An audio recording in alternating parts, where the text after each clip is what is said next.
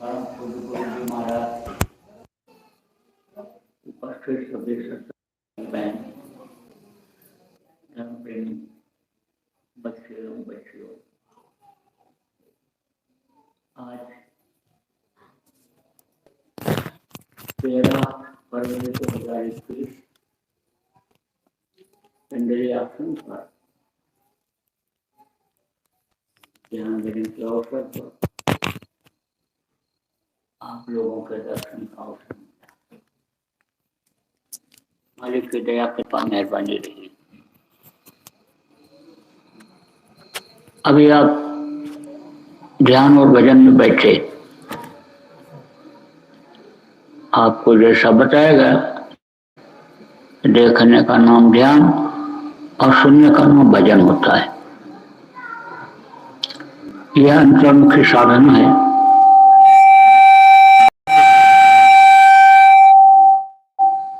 अंतर्मुख अंदर में देखा जाता है, अंदर में सुना जाता है।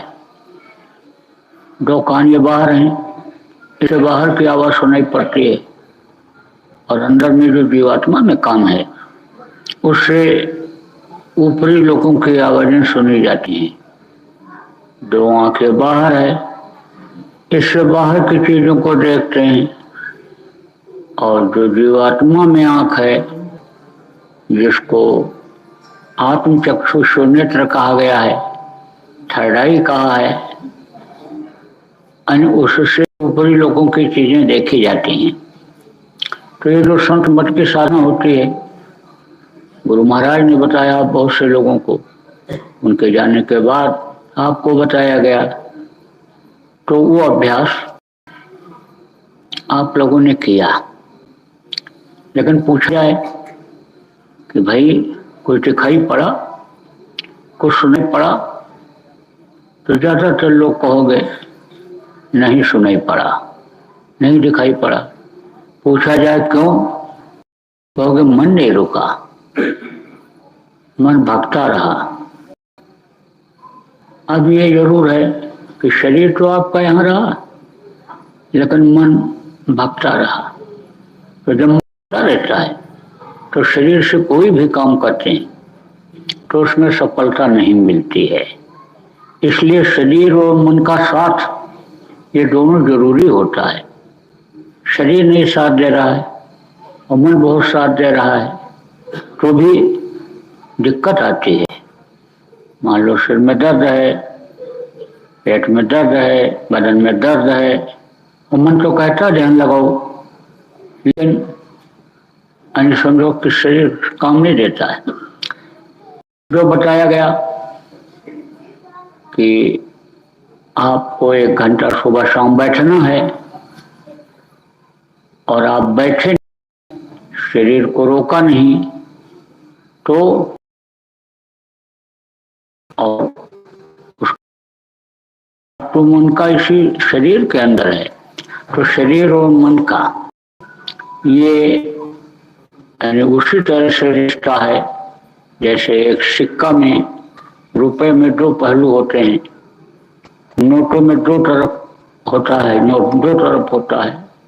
ऐसे ही इसका संबंध है, नोट तो एक है लेकिन उसके पहलू अलग अलग है। इसी तरह से इन दोनों का साथ दिया किस लिए दिया था, मांगने पर किस लिए दिया, जाओ तुम अपना काम कर लो, और इसको गंदा मत करना, साफ सुथरा रखना, इसके अंदर गंदगी मत भरना।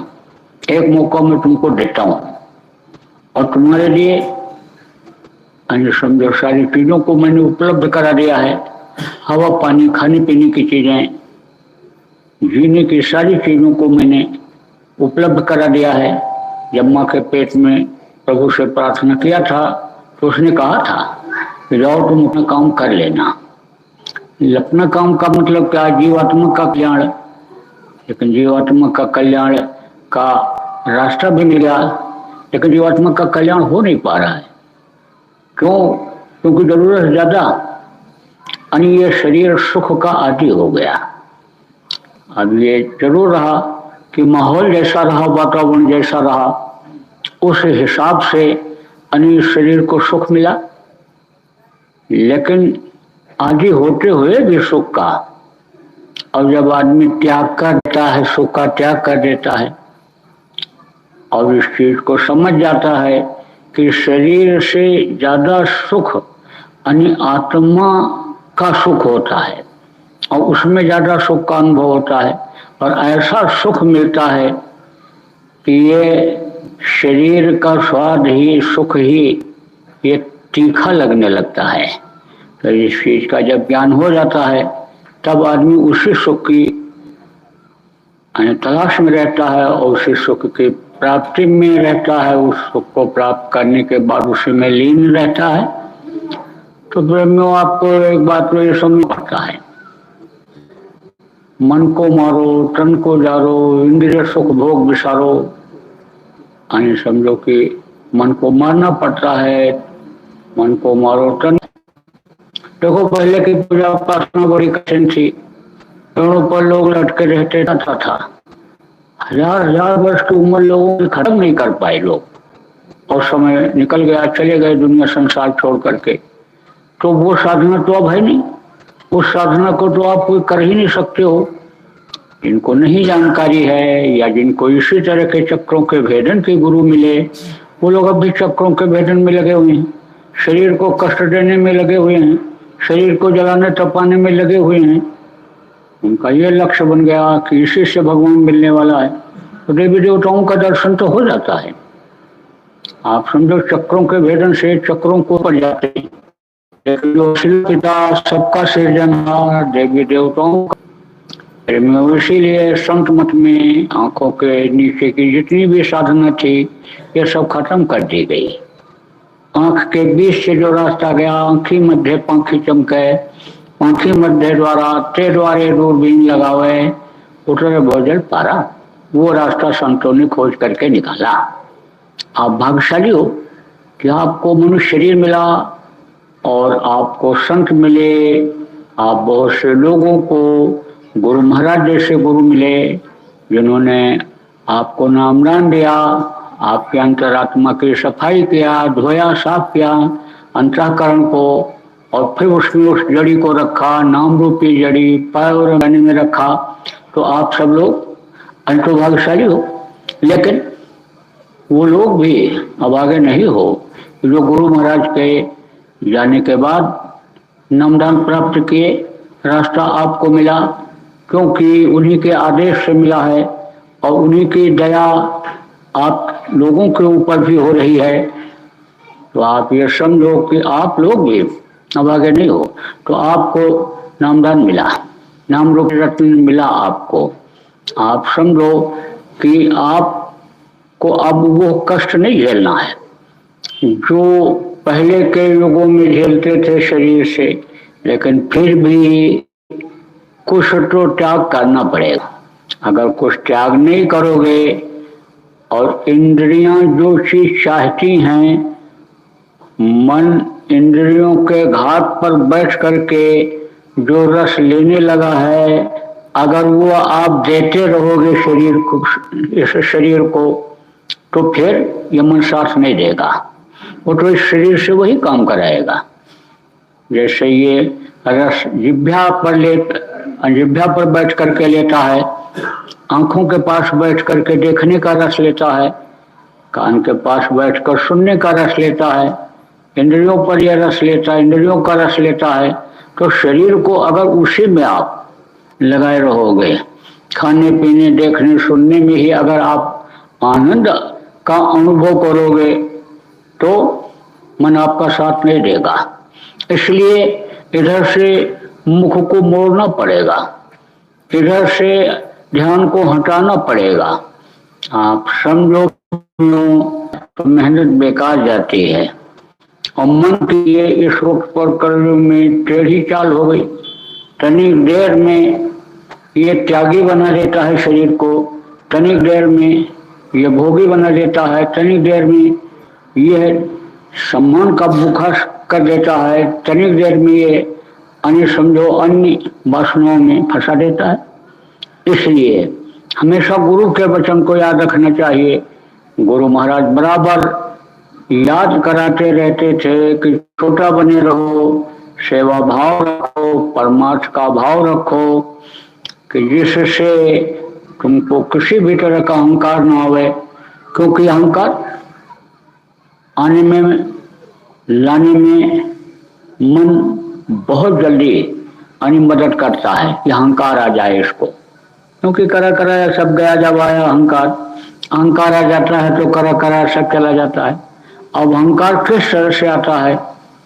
धन का अहंकार, पद का अहंकार, यानी समझो कि इन चीजों का अहंकार आ जाता है, बल का अहंकार, रुपया पैसा आपने समझो जब ज्यादा हो जाता है तब आदमी किसी को समझता है, किसी को नहीं समझता है।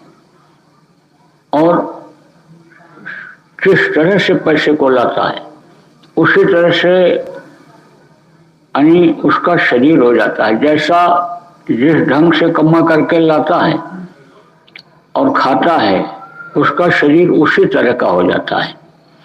अब आप इस बात को समझो कि इस तरह से यानी उसका शरीर काम कराने लगता है जिस तरह से लाता है, तो अहंकार आ जाता है। और अहंकार जब आता है तब उसके धन के खत्म होने में देर नहीं लगती है। जहाँ गलत ढंग से धन कमाए हुए धन से बुद्धि खराब हुई और उसको फिर गलत ढंग में लगाया गलत जगह पर, कैसे लक्ष्मी चली जाती है। आप समझो कि बहुत बल हो गया शरीर के अंदर, ताकत हो गई, किसी को समझ नहीं रहा है, दुर्बल ही अन्य उसके शिकार बन रहे हैं, दुर्बल को ही मारने में अपनी प्रतिष्ठा समझ रहा है। ऐसा ही अगर दुर्बल को मारने लगा, सताने लगा, तो यानी दुर्बल किया है मुई खाल से सार भस्म हो जाए कहा गया। यानी समझो कि दुर्बल को मुँह सताइए कहा गया ना। यानी समझो कि जिसका कोई नहीं होता है उसका वो परमेश्वर होता है, तो वो जब सुनवाई कर लेगा दुर्बल की आह यानी को, जब वो पकड़ लेगा दुर्बल की आह को, वो सुन लेगा, तो आप पे समझो कि फिर वो छोड़ने वाला नहीं है। वो तो आपका बल क्षीण करवा ही देगा, किसी न किसी तरह से अहंकार में वो चला जाएगा, बल खत्म हो जाएगा। कर्म अच्छे रहते हैं तब तक आदमी उसको भोगता रहता है, बुरा भी करता है तो उसमें से अच्छे कर्मों में से कट जाते हैं, लेकिन फिर जब बुरा बुरा की आदत बन जाती है तो सारे कर्म अच्छे खत्म हो जाते हैं, फिर सजा मिल जाती है। मान प्रतिष्ठा यानी इज्जत कुर्सी जब मिल जाती है तब आदमी का जो है वो सेवा भाव खत्म हो जाता है। अब आप समझो 4 आदमियों को लोग सलाम करने लगे तो वो जमीन पर बैठने फिर नहीं पसंद करता है कि जमीनी आदमी ही जब आगे बढ़ता है, अनुभव वाला ही जब आगे बढ़ता है तब उसमें वो सफल हो पाता है। लेकिन कुछ स्थान ऐसे होते हैं कि जिस स्थान पर पहुंच जाने के बाद आदमी फिर छोटा जल्दी नहीं बन पाता है, क्योंकि उस प्रतिष्ठा की भी गरिमा रखनी पड़ती है और उसी अन्य रंग में रंग जाता है। तो आप समझो प्रेमियों कि ये जो अपना संत मत है ये छोटा बन करके रहने का है, छोटा बनकर करने का है। छोटे बन जाओगे, किसी की नजर नहीं रहेगी, कहीं भी बैठ जाओगे, भजन कर लोगे, बहुत बढ़िया कपड़ा पहनोगे, शर्म खाओगे, बहुत बड़ी गाड़ी पर चलोगे, आप भजन भाव भक्ति में कहीं शरीक नहीं हो पाओगे, जमीन पर कैसे बैठे, सम्मान का भूत सवार हो जाएगा। इसलिए छोटा बनकर चलने का यह रास्ता है। आप समझो सेवा के द्वारा ही सब कुछ मिलता है। सेवा जो करता है वो सुख की इच्छा कामना नहीं करता है। का सेवक सुख नहीं मान भिखारी, व्यसनी धन नहीं गति शुभ व्यभिचारी। आप ये समझो कि सेवक को सुख नहीं होता है, सेवक सुख नहीं मान भिखारी। भिखारी जिसको मांगना है अन्य समझो कि उसको सम्मान नहीं मिलता है। जो दरवाजे हाथ फैलाता है उसको सम्मान नहीं मिलता है। आप किसी से कहते हो भाई आप बुराइयों को छोड़ दो, मांस को मत खाओ, मछली को मत खाओ, अंडे को मत खाओ, आप इसको छोड़ दो, तो देखो नाराज हो जाता है कि नहीं, वो सम्मान आपको नहीं देता है। और ये कहते रहो हाँ ठीक है कोई बात नहीं, सब चलाते रहो, बस तुम भगवान को याद करते रहो, तो आपको 4 बार प्रणाम करेगा, दिन भर में सलाम करेगा। तो आपको समझने की जरूरत है कि भिखारी को इज्जत नहीं मिलती है।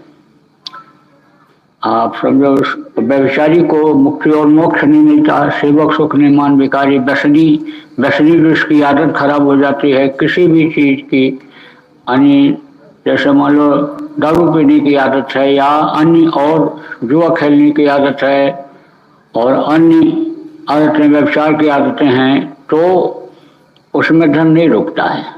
उस धन खर्चा होता रहता है, फिर इधर उधर से उस आदत की पूर्ति के लिए तमाम तरह के हथकंडे करता है, गलत काम करता है। तो कहा गया सेवक सुख नहीं मान भिखारी, अव्यसनी धन ने सुख बद बेचारी। तो अपना जो ये परमार्थी रास्ता है प्रेमियों, इसमें सेवा करके हर चीज को प्राप्त कर सकते हैं। अपना निशाना कोई इस तरह का नहीं है कि मन सम्मान मिल जाए या धन हो जाए या शरीर में बहुत बल ही हो जाए, किसी को न समझे, अहंकार आ जाए। अपना रास्ता तो ये अन्य समझो साधारण रह करके ही अन्य समझो आगे बढ़ने का है, परमार्थ बनाने के लिए। तो बराबर साधकों को इन चीज़ों का ध्यान रखना चाहिए, सेवादारों को इन चीज़ों का ध्यान रखना चाहिए कि देखो ये जो गिराने वाली चीज़ें हैं, आदमी को रास्ते से अलग करने वाली चीज़ें हैं। मन जिस चीज़ को जल्दी पकड़ेगा, मन को खुराक जिन चीज़ों से ज़्यादा मिलेगा उनसे दूर रहने में ही फायदा है। अब आप समझो कि साथ का बड़ा असर होता है, का संगत ही गुड़ होता है, संगत ही गुड़ जाए, बांस फांस और मिश्री एक है भाव बिकाए। संगत का असर होता है, साथ का असर होता है। देखो मिश्री के अंदर रस्सी पड़ी रहती है, बांस के टुकड़े पड़े रहते हैं, वो भी मिश्री के भाव गिर जाते हैं।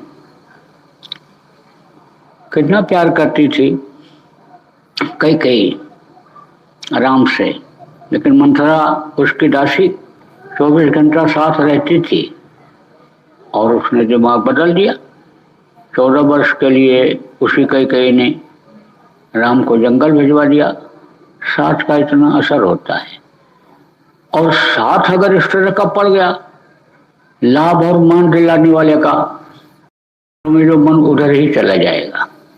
त्याग तपस्या करना सब आदमी भूल जाता है। असली वचन, सार वचन को आदमी भूल जाता है। कितना भी सत्संग सुनता रहे, लेकिन उन सत्संग वचनों को भूल जाता है। और तब तक भूलता है कि जब तक अंदर के शब्दों की मार मन के ऊपर नहीं पड़ती है। बाहर के शब्दों की मार तो सत्संग की पड़ती है, उस समय तक तो मन स्थिर रहता है थोड़ी देर के लिए।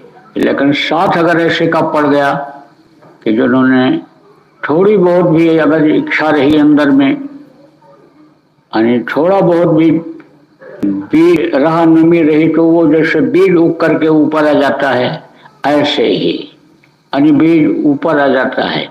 तब ये वचन भूल जाते हैं। तो तब तक यानी समझो कि आदमी के भटकने का, साथ के असर का असर रहता है, जब तक अंदर शब्दों की मार मन के ऊपर न पड़ जाए। जब ध्वन्यात्मक शब्द की मार पड़ती है, वो सुनता है जब आत्मा उससे जब जुड़ती है, शब्द से जब जुड़ती है, तब ये ढील पड़ जाता है, तब ये कमजोर पड़ जाता है। और नहीं तो इसने एक तरह से जीवात्मा का साथ करके और जीवात्मा को भी भ्रम में डाल दिया है। जीवात्मा को तो अपना ज्ञान ही नहीं है, जीवात्मा तो असली चीज को भूल ही गई है। ये इंद्रियों के घाट पर जो मन रस ले रहा है, उसी के ताकत से ले रहा है। अब जीवात्मा भी विवश है, क्या करे? तो आप ये समझो कि आपको बड़े होशियारी से रहने की जरूरत है। कर्मों को सेवा के द्वारा, भजन के द्वारा यानी काटने की जरूरत है, तभी यानी ज्ञान आपको हो पाएगा, तभी आप असली रास्ते पर चल पाओगे। तो देखो बहनों, आज हम आपका ज़्यादा समय नहीं लेंगे, क्योंकि आप कुछ लोग गोष्ठी वगैरह कर रहे हो, लेकिन गोष्ठी का परिणाम मिलना चाहिए। देखो गोष्ठी में योजना बननी चाहिए, योजना लागू होनी चाहिए और खुले दिल से सबकी आपकी बात होनी चाहिए। गोष्ठी नहीं बनने की जरूरत है। पंचायत में क्या होता है, पंचायत होती रहती है, बात कहते सुनते रहते हैं और परिणाम कुछ नहीं निकलता है। एक आदमी और कहा कि देखिए, इनका मकान ऊंचा है और हमारा आता है, यही पानी अगर ये पीछे की तरफ गिरा दें, एक नाली इधर बनाने के बजाय उधर बना दें छत से, तो इनका पानी उधर चला जाएगा। पंचों ने कहा भाई बहुत ठीक है, बड़ी अच्छी बात है, ये तो होना चाहिए। तो पंचों ने उसको बुलवाया, कहा भाई पंचायत है, पंचों की बात मानोगे? बोला सब बात मानेंगे, पंच जो कहेंगे सब बात मानूंगा, पंचों से कहाँ अलग हो पाऊंगा। तो लोगों ने कहा कि जो है पानी इधर के बजाय उधर गिरा दो। तरह तरह की बातें करता रहा। तो फिर लोगों ने कहा तुमने तो कहा था कि पंचायत में जो निर्णय होगा पंच जो कहेंगे वो सब बात मानूंगा।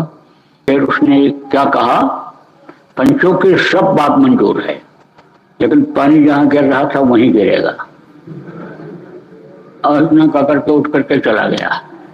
सारी मेहनत पंचों की बेकार चली गई, समझा। तो पंचायत अच्छी नहीं होती, काम को निपटाना जरूरी होता है और मुद्दे की बात पहले लाई जाती है और उसके बाद में बाकी बातें बाद में ली जाती हैं। जो ज़्यादा जरूरी है यानी उस बात को यानी जो ज़्यादा जरूरी है उसको पहले लिया जाता है। और जिसके बगैर चल सकता है, जिसके बगैर हो सकता है, यानी काम में रुकावट नहीं आ सकती है, उस मुद्दे को बाद में लिया जाता है। तो इन चीज़ों का आप सब लोगों को ध्यान रखना चाहिए, क्योंकि जब तक जानकारी नहीं होती है तब तक आदमी को सफलता नहीं मिलती है। तो हर तरह की जानकारी संगत में एक दूसरे को करानी चाहिए। सुबह भी मैंने आप लोगों को इस बात को कहा था कि भाई जो जानकारी है उसको आप लोगों को दो, छिपाना नहीं चाहिए, अपने अंदर की बात को रख लेना चाहिए। जो साफ सुथरे यानी समझो कि दिल के होते हैं, सच्चे दिल के होते हैं, छल कपट वाले नहीं होते हैं, उनको कहने में दिक्कत नहीं होती है। वो अपनी बात खोल कर रखते हैं, चाहे गोष्ठी हो, चाहे पंचायत हो, चाहे जो हो, उसमें खोल कर रखते हैं। यही तो होता है कि भाई बाद में कोई यानी समझो कि उस बात को काटेगा, लेकिन काटेगा तो शंका तो निकल जाएगी, समाधान तो हो जाएगा, और नहीं तो अंदर अंदर यानी कुढ़न बनी रहेगी, गांठ बन जाएगी और फिर वो इस परमात्मा के रास्ते में बाधा बन जाएगा। इसलिए बराबर इन सब चीज़ों का ध्यान रखने की आवश्यकता है। तो इतनी टाइम ज़्यादा समय नहीं लेंगे। आप लोगों की जो गोष्ठियाँ चल रही हैं उन गोष्ठियों को आप करो और रिजल्ट लाओ उसका, क्योंकि समय निकला जा रहा है, ये समय फिर मिलने वाला नहीं है। तो जब आप किसी लक्ष्य को चाहते हो कि हम इस लक्ष्य पर पहुंचे, तो उस लक्ष्य पर पहुंचो, तो प्रयास तो करो आप। बोलो जय गुरुदेव, जय गुरुदेव। मैं हर के नजर करो मेरी ओर, हर के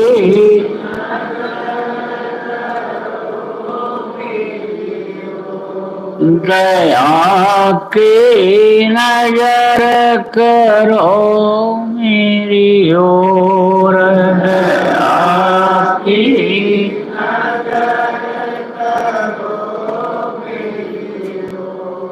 निश दिन तुम्हें निहारूं सतगुरु, निश दिन तुम्हें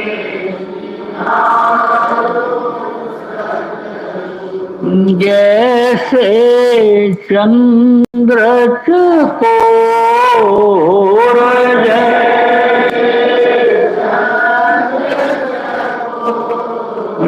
दया के नजर करो मेरी ओर, निश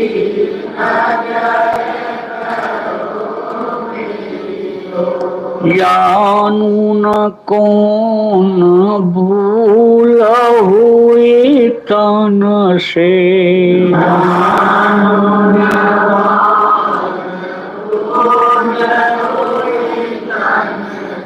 लियो हमसे मुख मोर,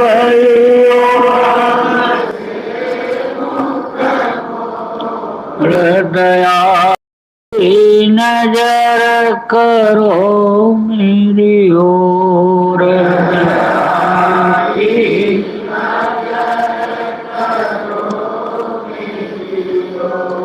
बालक शोक बिसराओ,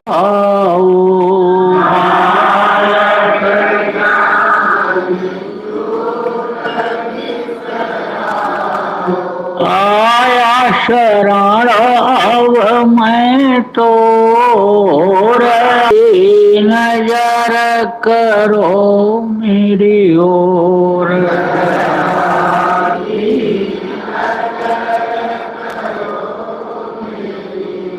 सदा दयालु स्वभाव तुम्हारा, सदा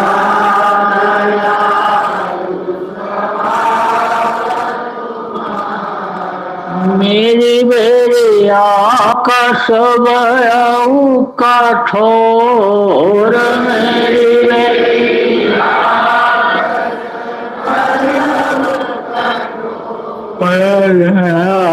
की नजर करो मेरी ओर,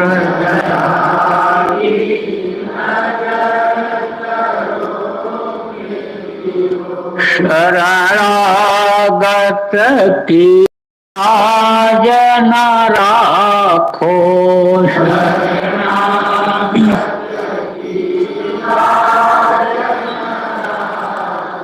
मोसोपदित जाए कहीं और,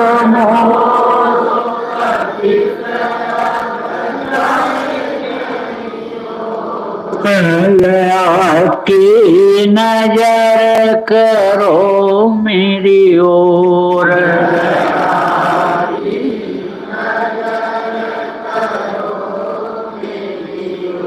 अब की बार उबार ले वजो, अब की बार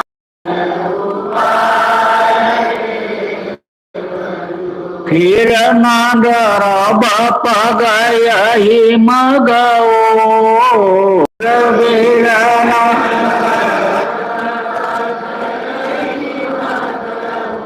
हृदया के नजर करो मेरी ओर,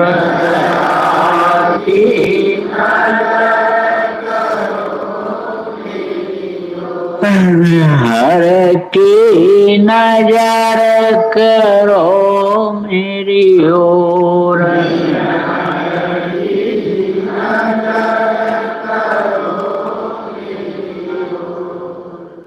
जय गुरुदेव, जय गुरुदेव, जय गुरुदेव, जय जय गुरुदेव,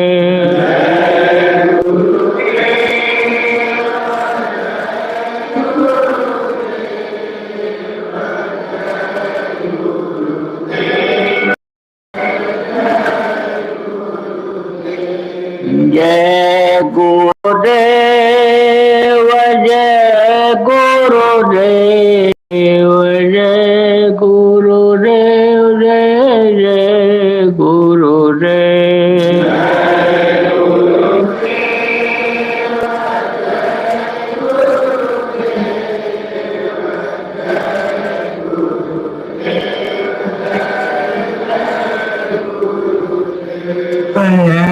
गुरुदेव, जय गुरुदेव, जय गुरुदेव, जय जय गुरुदेव,